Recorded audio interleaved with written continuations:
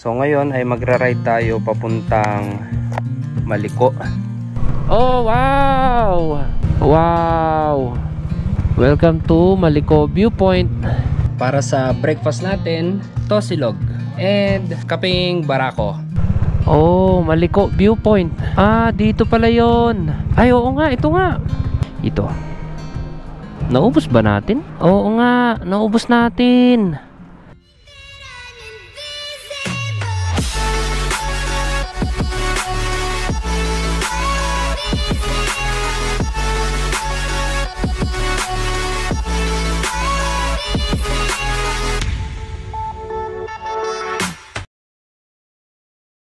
Good morning mga ma'am sir, it's your boy Sir Troy. Today is Saturday, November 16. So ngayon ay magpa-practice run tayo or test run plus break-in ride na rin natin ang ating bagong Corsa tires. So ngayon ay magra-ride tayo papuntang Maliko. Maliko, Nueva Vizcaya. As you can see, madilim na madilim pa. So 4 AM, take off na tayo. And painitin muna natin ng kaunti si Domo. Bali, itong ride na to guys ay practice run na natin para sa magiging continuation ng ating Philippine Loop. Nakasetup si Domo ngayon ng naka-panniers, nandyan lahat ng gamit natin, shoes, gadgets, everything. Meron tayong dalang tripod and then foldable na camping chair.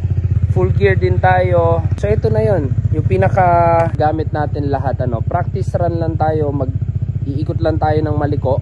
At the same time, first time ko rin kasing mapupunta ron. Gusto ko lang i-explore yung Maliko kahit mag-isa tayo. At ganun din naman kasi yung ating Philippine Loop, mag-isa lang din naman tayo, no. So parang ano lang din talaga ito, practice run lang. Ikutin lang natin Maliko, bababa tayo ng Pangasinan, and then uuwi tayo. Plus bibigyan ko kayo ng idea paano i-break in ang bagong Corsa tires ninyo, no? So tara, biyahe na tayo. Medyo may timbang si Domo. Ito na yung pinaka break in at test run ng lahat ng bagong gamit natin dito kay Domo. Shoes ni Domo or yung bagong Corsa Cross S natin. Okay, so paliwanag ko ng kaunti yung gagawin natin. Ayan, pati yung ating ilaw na show valve. Actually gamit na natin ito nung Philippine Loop. Medyo mali lang yata ako sa part na iridium lens na yung nilagay ko sa ating helmet, at hindi ako nagbaon ng clear lens kasi umaga pa, marami pang insekto. Bago rin yung ating shoes, bago yung ating gulong, bago yung ating saddle bag. Susubukan natin siyang i-ride ngayong maghapon. Sasanayin natin yung ating sarili, no, sa mga bagong gamit natin para pagka tumakbo tayo ng Philippine Loop or itinuloy natin yung ating Philippine Loop sa Visayas at Mindanao, hindi tayo nag-aalinlangan sa mga gamit natin. Gusto ko kasi pag tumakbo ako sa malayo, sure ako sa lahat ng gamit ko. So yung gulong naman natin na Corsa Cross S Platinum ay bagong size po ito. Hindi ito yung R93 na gamit natin nung tayo ay nag-Luzon leg. Ito yung dual sport tire ni Corsa na kung tawagin ay Cross S. At ang size nito 130/80/17 sa likuran, tapos 100/80 rim 17 sa harapan. Ito yung ka-size ng ating stock tire. Actually medyo mas malaki pa siya ng konti. Daming black bag. Medyo mas malaki pa ng kaunti or mas makapal ng kaunti compare sa stock tires. Kasi ang mga dual sport tire, especially si Corsa, yung pagka-overspec nila overacting OA. Ganun. As in, makapal talaga na sulit. Susulitin ka talaga sa presyo nito. At the same time, yung gulong natin na Cross S, hindi yan iba doon sa R93 na semi-race tire natin. Same sila na medium compound. Kaya kahit anong patigas mo dyan ng pressure, kahit anong dami ng pressure ang ilagay mo dyan, parang feeling malambot pa rin kasi nga medium compound siya. Hindi siya tulad ng mga hard compound na pang daily. Actually, nasa pagitan siya ng pang daily, pero para siyang pang racing sa kapit. Kasi iba yung lagkit ng medium compound sa hard compound. Ganyan. Kaya kahit anong patigas mo ng gulong mo, makapit pa rin yan. Kasi yung surface ng gulong ay medium compound. Yan yung isang kaibahan nung tayo ay nag Cordillera Loop Level 2. Yung gulong na gamit namin ni IM Jamage, kahit anong lambot ng PSI or tire pressure, matigas pa rin kasi hard compound yung gulong. So ito, bagong change oil din, pero pangmumug lang yung nilagay natin dito. Hindi pa yung ating gagamitin sa Philippine Loop. Ang gagamitin ko kasi langis dito ay Hella. Isa pa, ipapaliwanag ko sa inyo kung bakit dapat kayong gumamit ng magandang langis sa inyong mga motor at wag basta chipipay lang. Ang mga motorsiklo, hindi yan tulad ng 4 wheels na pinaka-engine lang, nilulubricate, pati na rin yung mga overhead bulbs, overhead cams, ganun ano. Sa motor, merong transmission na nilulub yan. Sa 4 wheels kasi, iba yung transmission oil sa engine oil. Kumbaga, mas maraming tinatrabaho yung motorcycle engine oil kumpara sa 4 wheels. Example, Dominar, double overhead cam plus yung single piston, tapos yung transmission niya, iisa lang po yung oil ng lahat ng yan. Kaya kailangan mong gumamit ng magandang oil para hindi mabilis masunog. Kapag mabilis masunog ang langis mo, tapos hindi ka madalas mag maintenance or mag change oil, mabilis din na mayroong masisira na pyesa sa loob ng makina mo. Yan lang ang basic explanation ko dyan. Gumamit lang ako ng chipipay ngayon pang mumog kasi ginagamit ko lang naman ito ng 1,000 kilometers bago ako magpalit ng magandang engine oil. Showwolf pala guys, auxiliary lights natin from Showwolf T40 or Tango 40. Ayan. So 80 watts. Kada auxiliary lights ay merong 4 bulbs, merong 4 projector na LED. Yung low na gamit natin is white, and then yung high ay yellow. Merong sabay yan, yellow and white, and then may mga functions yan like blinking. Ayan, merong alternate. Tapos sa yellow meron din ganon. At saka sa yung sabay. Pag sabay naman, naka-high tayo ng yellow, tapos nagbi-blink yung white. And isa pa sa mga merong ganap ngayong araw, may bagyong parating. Actually mamaya, si Pepito. So 10 minutes mula nung tayo ay umalis ay narating na natin ang CLSU dito sa Muñoz. Welcome to San Jose, Nueva Ecija. Ayan, dami nagtitinda ng bawang sibuyas dito. Gasap muna tayo. Magkano rito? 55? 55. Dapat talaga naggas na ako kanina sa bahay. 51 lang dun eh. Unleaded full tank.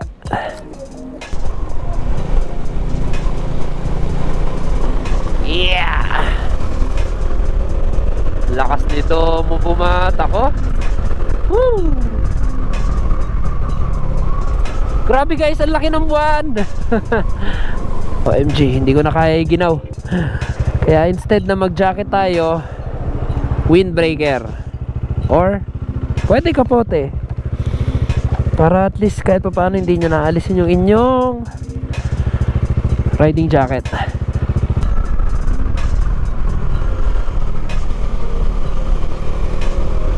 Baka Corsa Cross S yan.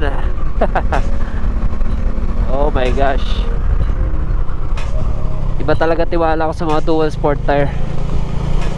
Pero kung ang gamit ko rito yung R93 na semi-race tire sa ganitong tuyo, ay nako, baka mas malalim pa itong inaabot natin. Pero the point is, yung tiwala mo sa gulong mo nandoon, hindi ka nag-aalinlangan. Sige. Op. Oh my gosh.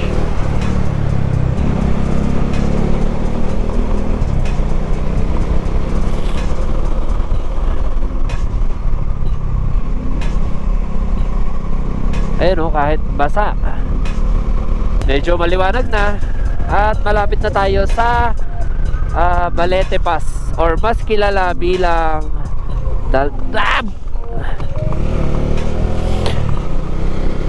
ayun ang sinasabi ko sa inyo. Pagdating sa braking power, nandoon agad.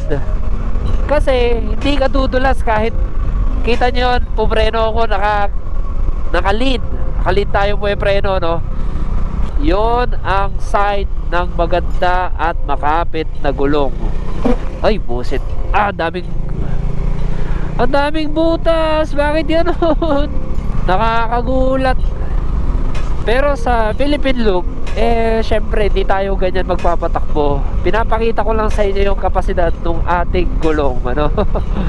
Ayan, dami pumapanik dito.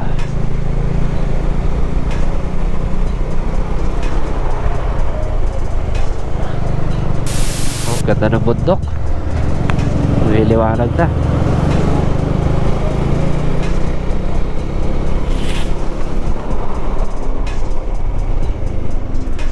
Why?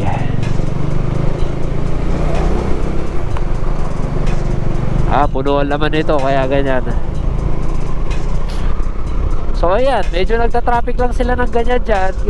Kasi yung mga truck matatagal pumanik, lalo't pag puno. Welcome to Dalton Pass. Ito, Cafe Marcelina. Diyan tayo nagkakape pag pumapanik, ano. Ayun, oh. Saan ba maganda magpicture? Naka times 3. Ikot muna tayong konti. Picture muna tayong konti para makapag-update tayo sa ating Facebook. Medyo malapit na rito yung ating lilikuan. Pagbaba lang dito sa gawi-gawi dyan.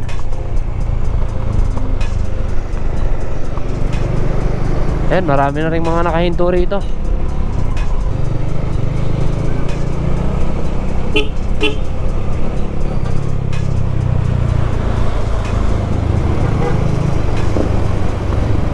Medyo pababa na, grabe na mga truck dito, no? Wag kang magpapatiuna na nakadikit sa mga truck na yan, kasi kapag nagkaprenuhan at hindi nakapagpigil yan ng timbang, ano, madadamay ka. Possible na masuro, mapitpit ka nila. Ayan, open naman.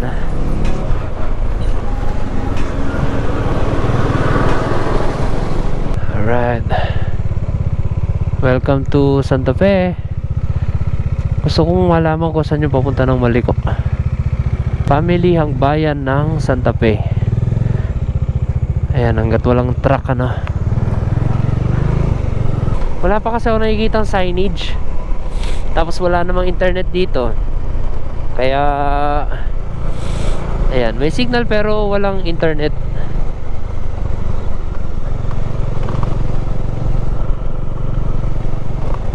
Aha, ito. Papuntang Maliko. Boss, papuntang Maliko. Okay, thank you. Ayan, first time natin dito. Parang malapit lang, ano, kasi ang dami kong mark dito sa may Maliko na to. Pero yung view deck, di ko lang sure.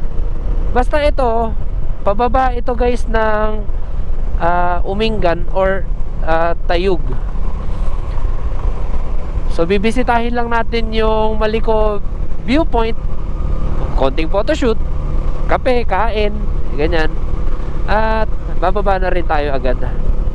So ayan, ano bang ano ko lang dito, yung gloves ko guys, maganda siya pero kailangan kung malamig ang pupuntahan ninyo, kailangan nyo magbaon ng at least synthetic leather, or meron si Sec na ano yung na-free ko sa Sec Destiny ko na carbon na helmet. Titan na para siyang winter gloves, ganyan. Hindi siya heated, pero alam niyo yun, pang siya, pang maginaw talaga, ganyan. Oh, wow! Astig naman nun. Paano ako makakapagpa-picture dyan? Silip lang. Wow! Oh!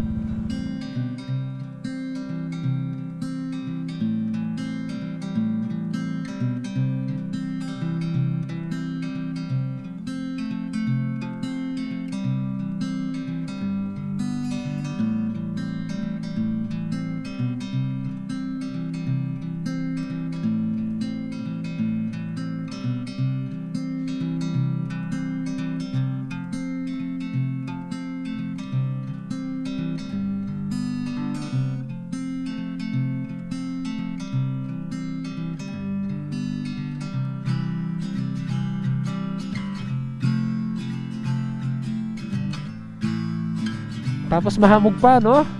Siguro ang daming naliligo dito pagkatanghali at saka hapon. Syempre, kung maliligo ka ng umaga dyan para mong pinasok sa rep yung sarili mo dyan. Ganda! Oh my gosh! Okay, tuloy tayo sa biyahe. Imugan, Maliko, Santa Rosa. Ayan, maaliwalas na, no? Parang mag-aalas 7 na yata ng umaga. 6:38. Maliwalas pa ngayong umaga hanggang hapon. Pagdating ng gabi nito, bumabagyo na. Alam ko naglandfall na si Pepito kagabi sa Visayas, or kaninang umaga. Napakalamig ng klima. Grabe. Sariwa ang hangin. Alam mo yung malalasahan mo yung hangin parang lasang nebulizer, lasang bakal na sariwa, ganyan. Yung tipong magaan sa baga. Welcome, Imugan. Ang gaan sa baga no hangin promise. Tsaka mainam yung hamog na yan sa umaga para sa mga tulad kong hikain. So para sa ating mga Dominar user na kompleto pa yung front fender at gustong gumamit ng Corsa tires sa harapan na may size na 100, sa sobrang lambot ng front fender natin guys, sumasabit yung tornilyo ng extension sa likod kapag kumakalog. Kaya after nitong ride na to ay aalisin ko yon. Same lang din naman guys, tatamaan din naman ng tubig yung ating makina. Much better na, para safe na alisin yung extension ng front fender para hindi na makasira pa, Okay na kasi yung gulong natin na 100 dahil dun sa 110 natin na nakaraan, talagang winasak niya ng buo yung yung front fender natin kasi oversized tire. So alisin natin yung extension na yung pag-uwi. First time natin makita itong side na to ng Vizcaya. Oh, ito pala yun.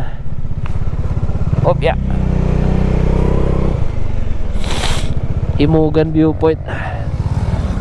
Silipin niya natin ito, The Bikers Hub. Ang ganda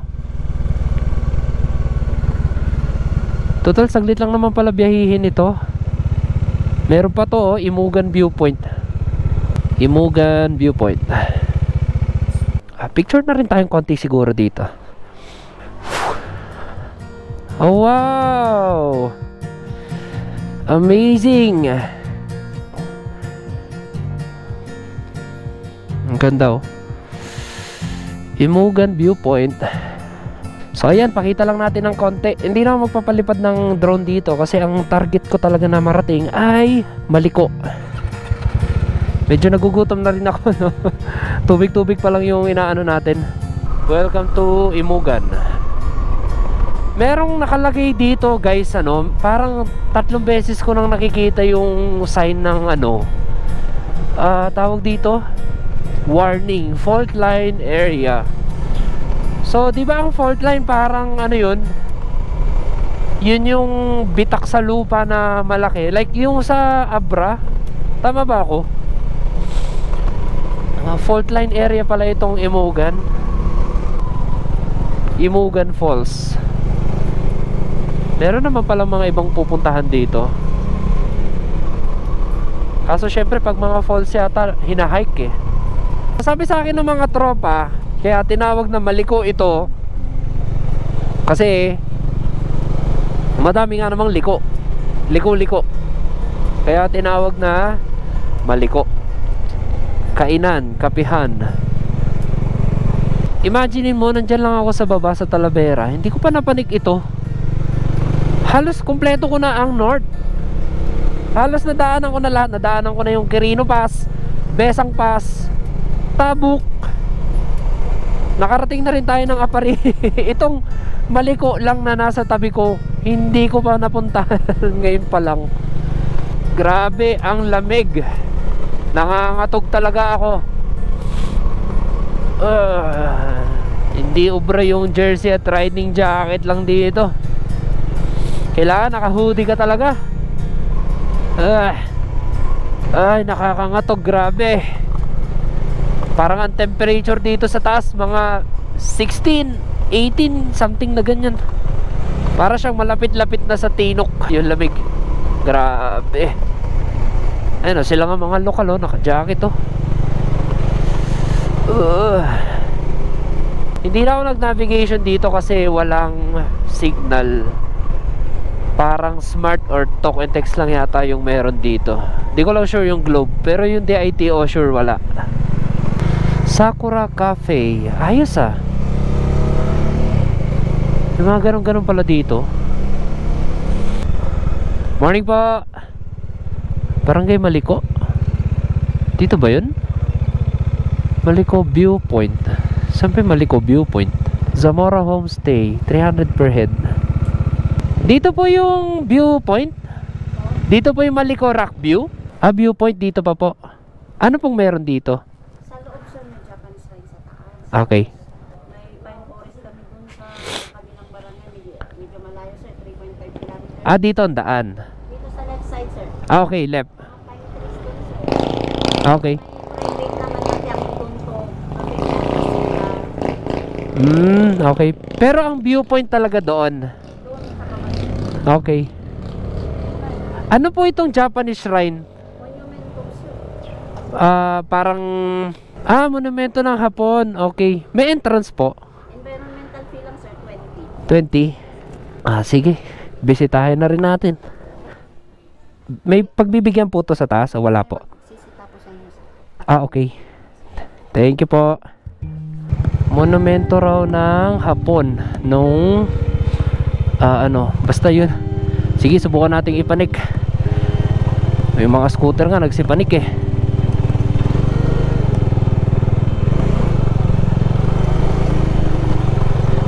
Kayang-kaya oh. Saan? Dito?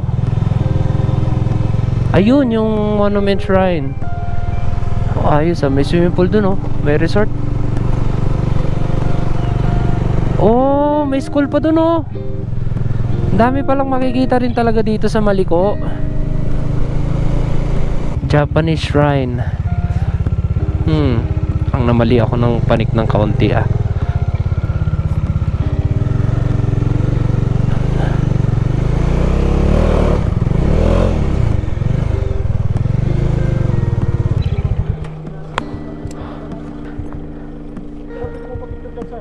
Sige sir.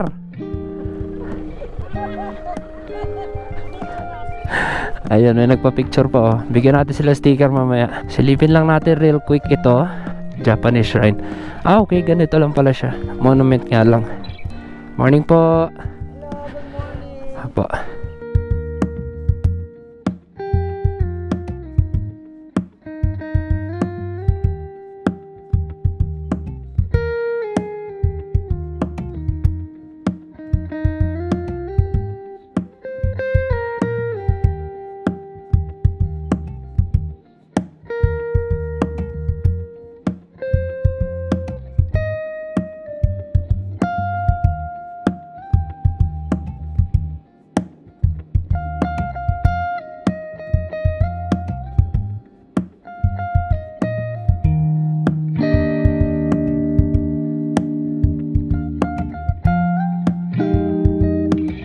Pasong Salaksak.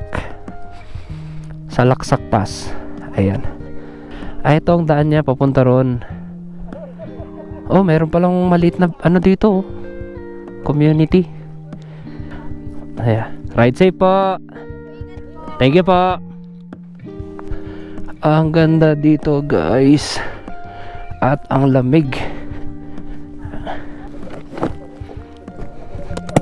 Okay, next is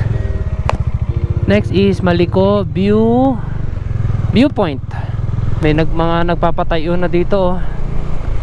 Dumadami na rin kasi ang dumadaan dito at ano, hindi lang naman ito basta puntahan ng mga turista or yung mga gustong maglibot.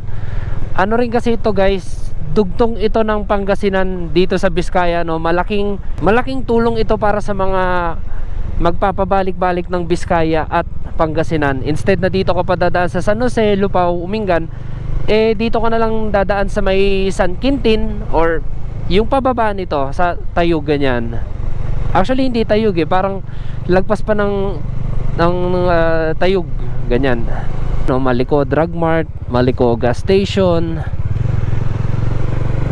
Maliko Gulayan. Ayan, dami, oh. May durian sila rito. Ang pinakamasarap na durian na natikman ko ay sa Hong Kong. Pero parang hindi naman yata magkakaiba yung mga breed niyan. Yun at yun lang din ang lasa nila. Maliko bed and breakfast. May mga cabin dun. Oh, wow. Ah, ito yung viewpoint. Okay. Welcome to Maliko Viewpoint. Ayun, oh, napakaganda. Makapag-breakfast muna kasi gutom na ako. Oh, perfect spot pala ito pang thumbnail ko mamaya, oh. Sige, dito tayo mamaya. Ah, ito pala, may kainan pala rito. Bangwa Sea of Clouds. Morning po. Bangwa Sea of Clouds. Ayan. Ito na po yung Maliko Viewpoint.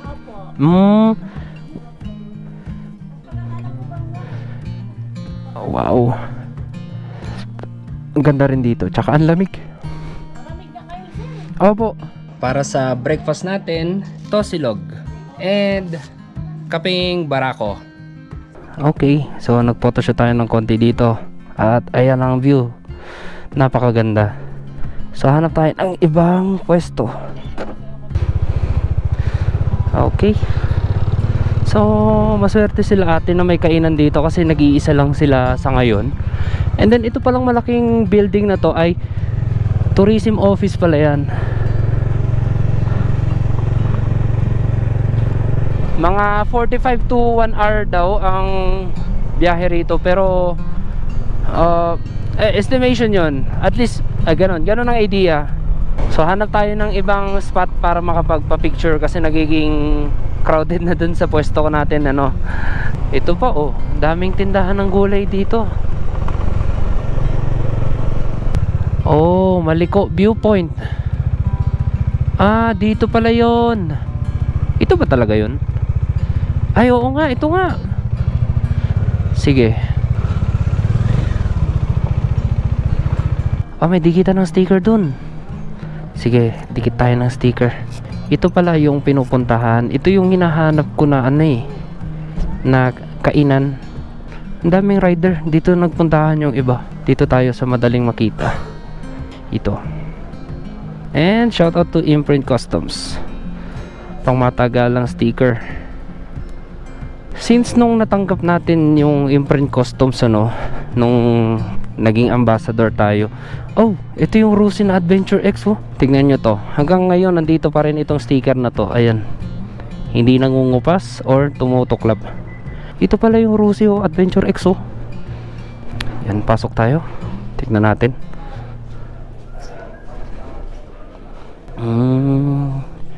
Pababa lang. Ito lang ang view dito. Ganon din. Okay. Daming kumakain dito. So nabisita na natin. Pwede na tayong bumaba. Yan, okay, all goods na tayo. Pwede na tayo bumaba.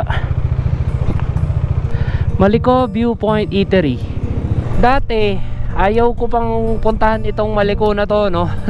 Hanggang dyan lang ako sa May Cafe Marcelina kasi ang iniisip ko nun dito sa Maliko ay pangit ang daan, parang delikado, ganyan. Ayan.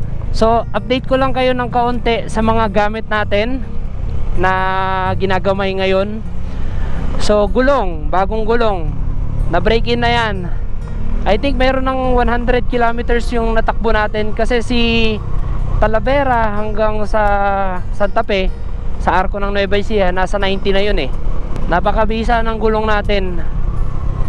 Tapos intercom, the best yan pang music, lalo na tulad ko solo rider, para hindi boring yung rides natin. Ang ganda pa ng side na to, oh. Grabe ba? Ayan, pang navigation at less hassle sa pagsagot ng tawag, no? Kasi one click na lang pagka connected na sa cellphone eh. And then sa ating mga damit, mapa t-shirt, riding jersey, hoodie, napaka-comfy talaga. Perfect na perfect si Imprint Customs para sa lahat ng rides ko. So yung shoes na gamit natin ngayon, hindi masyadong effective sa ganitong bundok. Yung lupa, may bato, ganyan. Kasi pang urban lang siya, kumbaga pamorma, pang city, ganyan. Hindi siya pang ganitong hardcore na ano. Mas prefer ko pa rin yung may ngipin sa sole. Kasi yung ano nito halos flat eh. Yung ano niya, talampakan. Mas prefer ko pa rin yung may ngipin talaga. Hindi naman pang dirt bike na shoes. Kumbaga meron kasi akong ginagamit na tactical. Tulad kanina, halos twice yata ako na paghinto ko, pagtapak, madulas. Muntik pang tumaob yung bike. Ganyan. Daming big bike, oh. Yung ating mga saddlebags, ayan, waterproof, matibay at hindi nangungupas. Madaming beses ko na rin to nagamit eh. Yung top box ko lang, parang gusto ko siyang palitan ng hard plastic na may matibay na base. Ganon. Kasi yung gamit natin ngayon, naka-alloy tayo eh. Eh pag madami yung nilalagay ko at mabigat, natatakot ako dun sa top box bracket natin. Baka bumaluktot na naman kagaya nung Boss Ironman. Ganyan. Gloves natin, bago, from Sec.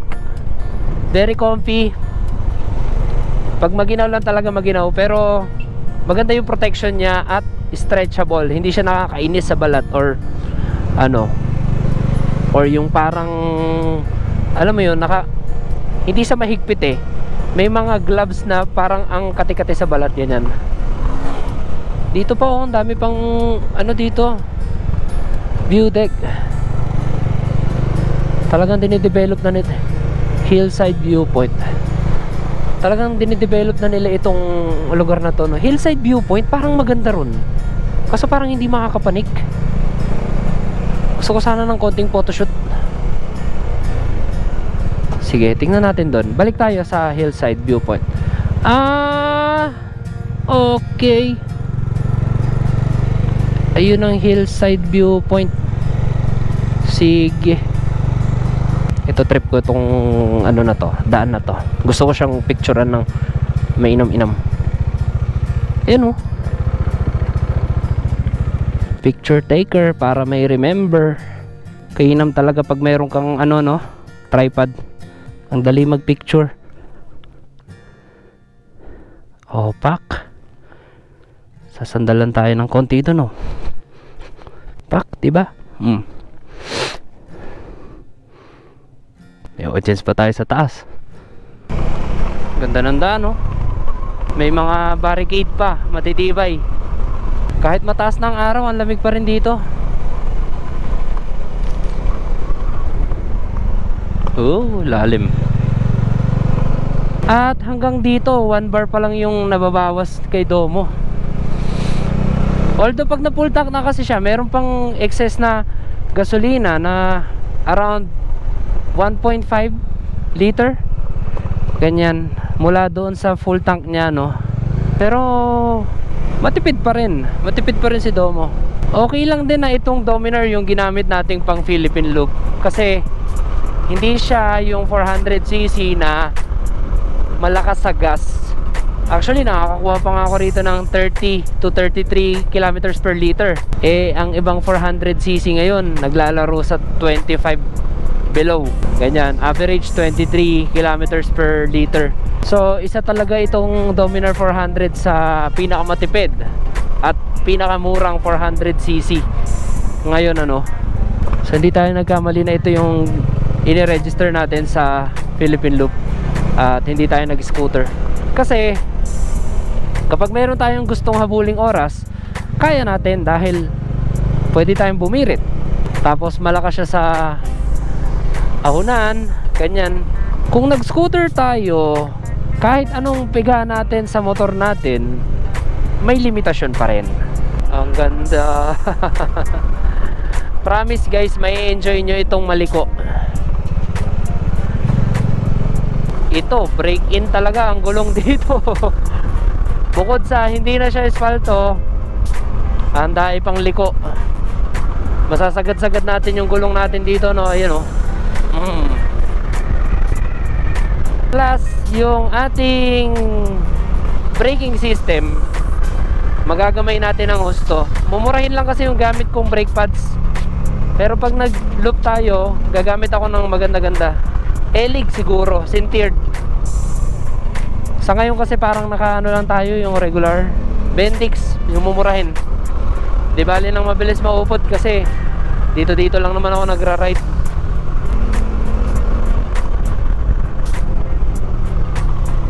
Yan, oh, sagad-sagad tayo, oh.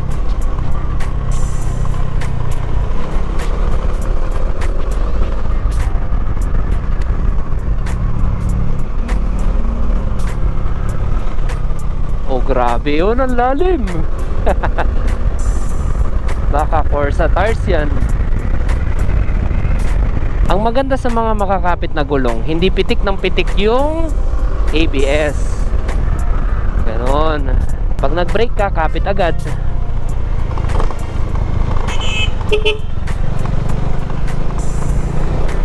Daming bumabati sa atin dito, no? Palabati yung mga tao dito.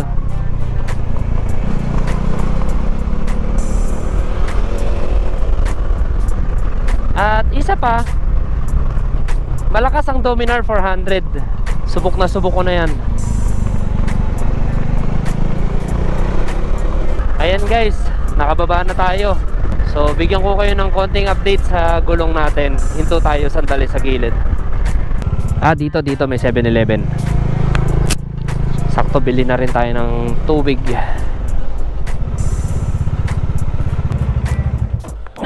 Center stand natin. Magaan siya yung center stand kahit ano, no, may karga. Tignan natin kung hanggang saan tayo nakarating. Naubos ba natin? Parang hindi naman. Oo nga, naubos natin. Ang galing, ah. Dito sa harap, makikita natin yan. Oo nga, halos naubos natin. Ayun, oh. Pawala na yung ano niya, no. Natanggal na natin yung mga buhok sa gitna. Tapos sa gilid naman, nababakasan na natin siya. Yan ang inam sa dual sport tire. Kahit hindi mo kilalang kalsada, safe ka. Dumi na naman. So ayan yung ating full setup guys, para sa ating Philippine Loop. Andyan na lahat ng gamit natin, puro damit yan. Meron ding shoes dyan, ganun. At dito naman sa box natin, meron tayong drone, kapote, konting pagkain, tire sealant, chain lube, ganyan. Sa ilaw, okay na tayo dyan. And then ito pala yung dashcam na sinasabi ko sa inyo guys. So dito ko nilagay yung isa. Ayan, dito ko nilagay. So dashcam from Jabber. Ito yung Snowden. Ayan, may remote siyang kasama. Okay, so tingin ko dito ko natatapusin yung vlog natin guys. Ayan, kung may dagdag katanungan kayo, comment nyo lang sa video natin at sasagutin natin yan agad. Ang lakas talaga makalapad nitong Domivel natin, ano, yung Dom kit.